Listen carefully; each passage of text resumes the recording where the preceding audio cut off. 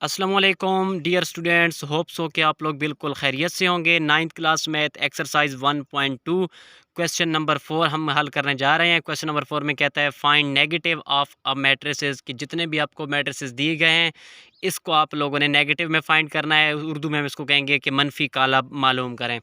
तो first of all हम समझते हैं कि नेगेटिव मैट्रिक्स लेने का हमारे पास क्या प्रोसेस होता है। तो सबसे पहले हमारे पास एक मैट्रिक्स ए गिवन है, उसमें हमारे पास एंट्रीज़ हैं 1 0 -1। तो जब भी हम लोगों ने माइनस का फाइंड करना है, negative of A matrix find करना है, तो उसके लिए हम सबसे पहले क्या करेंगे, जिस चीज़ का हमने फाइंड करना है उसके साथ हम लोगों ने एक माइनस लगा देना है। हमने ए का फाइंड करना है नेगेटिव मैट्रिक्स, तो हमने ए के साथ माइनस लगा दिया। उसके बाद सिंपल सा काम है, जो जो मैट्रिक्स में एंट्रीज़ दी हैं उनकी हमने क्या करनी है, सिंबल्स चेंज कर देनी है। प्लस का 1 है तो यहाँ पे मैं इसको लिख लूँगा माइनस का 1। ज़ीरो के साथ कभी माइनस आता नहीं है, ज़ीरो ऑलवेज़ पॉजिटिव रहता है। और नेक्स्ट हमारे पास है जी माइनस का 1 है तो ये हमारे पास प्लस का 1 हो जाएगा। प्लस आप अगर साथ लिखें या ना लिखें तो इससे फ़र्क नहीं पड़ता। तो ये हमारा नेगेटिव ऑफ ए मैट्रिक्स मालूम हो गया।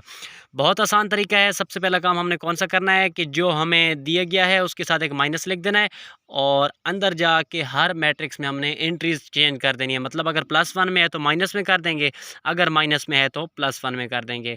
इसी तरह हम नेक्स्ट पार्ट को देखने जा रहे हैं। तो बी पार्ट डियर स्टूडेंट्स आप लोगों ने खुद सॉल्व करना है, खुद आप लोगों ने प्रैक्टिस करनी है। मैं अब पार्ट सी सॉल्व कर रहा हूँ। तो इसका हमने नेगेटिव फाइंड करना है, नेगेटिव ऑफ ए मैट्रिक्स मनफी काला मालूम करना है। तो सबसे पहले सी का फाइंड करना है, तो मैं सी के साथ एक माइनस लगा लूँगा। उसके बाद अब सिंपल सा काम मैंने कौन सा करना है, ये प्लस का 2 है तो ये मेरे पास जब इसको मैं सॉल्व करूँगा तो ये माइनस का 2 आ जाएगा। प्लस का 6 है तो ये मेरे पास माइनस का 6 हो जाएगा। प्लस का 3 है तो ये मेरे पास -3 हो गया और प्लस 2 है तो ये भी मेरे पास -2 हो गया। तो ये मैंने इसका नेगेटिव मैट्रिक्स फाइंड कर लिया। तो नेगेटिव मैट्रिक्स फाइंड करने का सिंपल सा प्रोसेस है, अंदर जाके मैट्रिक्स में जितनी भी एंट्रीज़ हैं उन सब की अलामतें चेंज कर देनी हैं और इसमें कुछ भी मज़ीद फाइंड नहीं करना। जी डियर स्टूडेंट्स, तो नेक्स्ट क्वेश्चन नंबर 5 है मेरे पास। वो कहता है find the transpose of matrices, कि मैट्रिक्स आपको गिवन है उनका हम लोगों ने ट्रांसपोज मालूम करना है। तो सबसे पहले ट्रांसपोज का तरीकाकार हम देख लेते हैं कि ट्रांसपोज हमने किस तरीके से फाइंड करना है। तो हमें देखें एक मैट्रिक्स ए दिया हुआ है 0 1 -2। अब मैं इसका ट्रांसपोज फाइंड कर रहा हूँ। तो ट्रांसपोज फाइंड करने का तरीका मेरे पास क्या है, जिस मैट्रिक्स का हम लोगों ने ट्रांसपोज फाइंड करना है, जिस कॉलम का ट्रांसपोज फाइंड करना है, सबसे पहले उसके ऊपर हमने ये स्मॉल लेटर में एक टी डाल देना है। ये टी किस चीज़ को शो करता है, ट्रांसपोज को शो करता है। अब देखें ये हमारे पास 0 1 और -2। तो ट्रांसपोज को फाइंड करने से पहले आप लोगों को एक चीज़ मैं बता दूँ यहाँ पे कि हमारे पास जो है कोई भी मैट्रिक्स हो उसके अंदर दो चीज़ें होती हैं। एक हमारे पास होती है रो, एक हमारे पास होता है उसका कॉलम। ये मैंने आपके सामने एक मैट्रिक्स लिख दिया 1 2 3 और 4। तो ये जो हमारे पास हॉरिजेंटल होती है ना, ये हमारे पास इसकी रो होती है और ये जो वर्टिकल होता है ऊपर से नीचे, ये हमारे पास कॉलम होता है। तो ट्रांसपोज लेने का तरीकाकार हमारे पास क्या है कि हमने रो को चेंज कर देना होता है कॉलम में, या कॉलम को हमने चेंज कर देना है रो में। यानी कि कतार को हम कॉलम में चेंज करते हैं या फिर कॉलम को हम कतार में चेंज करते हैं। तो होप्स हो कि आप लोगों को समझ इसकी आ गई होगी। अब देखिए मेरे पास तो 0 1 और -2 ये मेरे पास एक कॉलम है। अब इसको जब मैं ट्रांसपोज में लिखूंगा तो ये मेरे पास हो जाएगा 0 1 और -2।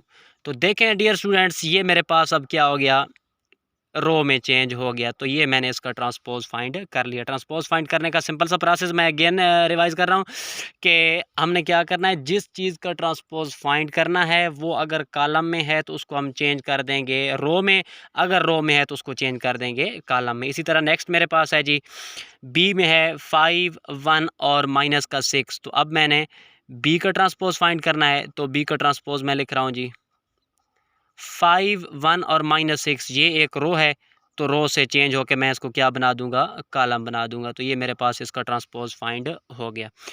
अब देखते हैं जी ई पार्ट में हमारे पास है 2 3 4 और 5। तो यहाँ पे सबसे पहले हमने क्या करना है, 2 और 3 ये मेरे पास एक रो है। पहले मैं लिख लेता हूँ ई का ट्रांसपोज इक्वल टू 2 और 3, ये एक रो है, इससे हम लोगों ने कॉलम बना लिया। दूसरी रो हमारे पास है 4 और 5, तो इससे भी हमने क्या बना लिया, कॉलम बना लिया जी। तो डियर स्टूडेंट इस तरीके से हमारा ये क्वेश्चन भी सॉल्व हो गया। ट्रांसपोज फाइंड करने का सिंपल सा प्रोसेस है, सुन लें डियर स्टूडेंट्स के हमने क्या करना है। अगर हमें रो दी हुई है तो रो को हम लोगों ने कन्वर्ट कर देना है कॉलम में, अगर हमें कॉलम में दिया है तो वो उसको हमने कन्वर्ट करना है रो में। तो इस तरीके से हम ट्रांसपोज फाइंड कर सकते हैं। जी डियर स्टूडेंट्स, तो नेक्स्ट हमारा है क्वेश्चन नंबर 6। उसमें हमें एक मैट्रिक्स ए गिवन है, एक ए कॉलम दिया गया है 1 2 0 और 1। वो कहता है आपने वेरीफाई करना है कि ए का ट्रांसपोज अगेन इसका ट्रांसपोज लेना है और वो ए के बराबर है। देखिए हमारे पास ब्रैकेट के अंदर एक टी लिखा है और उसके ऊपर पावर में अगेन टी है, यानी कि ए का आप ट्रांसपोज लो और अगेन उसका हम लोगों ने ट्रांसपोज लेना है।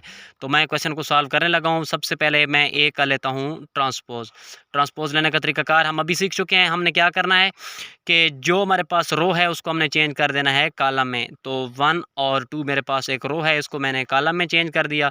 0 और 1 ये भी मेरे पास एक रो है, इसको मैंने चेंज कर दिया कॉलम में। तो पहला काम हम लोगों ने क्या किया, ए का ट्रांसपोज फाइंड कर लिया। लेकिन क्वेश्चन में देखें तो वो हमें कहता है आपने ए का ट्रांसपोज फाइंड करना है, जो उसका आंसर आएगा अगेन उसका ट्रांसपोज फाइंड करना है और वो ए के इक्वल होना चाहिए। यानी कि हमने जो ए का ट्रांसपोज लिया है उसका हम अगेन क्या करेंगे, यहाँ पे हम ट्रांसपोज ले लेंगे। तो ए के ट्रांसपोज का जब अगेन ट्रांसपोज लेंगे तो हमारे पास ये देखें 1 और 0, अब ये रो है तो इसको मैं क्या चेंज कर लूँगा, किस चीज़ में, कॉलम में। 2 और 1 ये भी रो है हमारे पास, तो इसको मैंने फिर किस चीज़ में चेंज कर लिया, कॉलम में चेंज कर लिया।